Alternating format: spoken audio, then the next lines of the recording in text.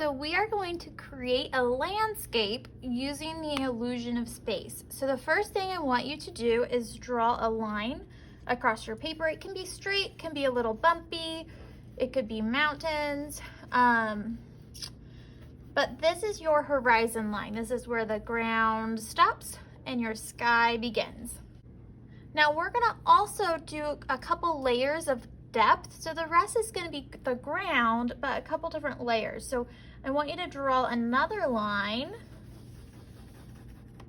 towards the bottom of your paper and a second line that's in between those two. Now you need to decide what kind of landscape you're going to do. We went over a lot of different examples, and any of those would work. You could pick any landscape.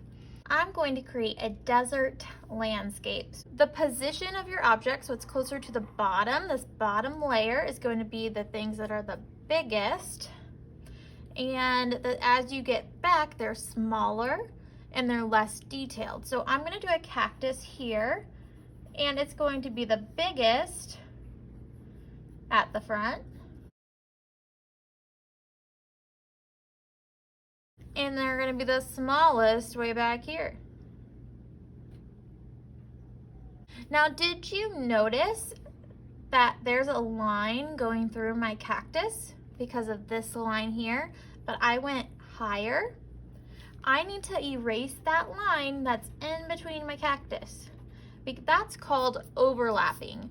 This cactus is in front of this hill. I can make this cactus more detailed than this cactus by adding the little spikes.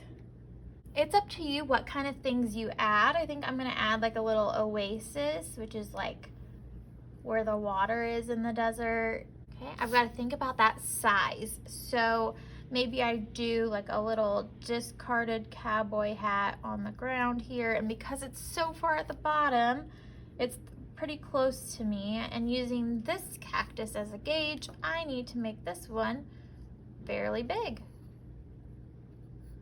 So if you have a great idea of something you could add, but you're not sure how to add it, you could Google how to draw and then whatever it is. So a couple things I'm looking for, I'm looking that you've used overlap somewhere in your artwork.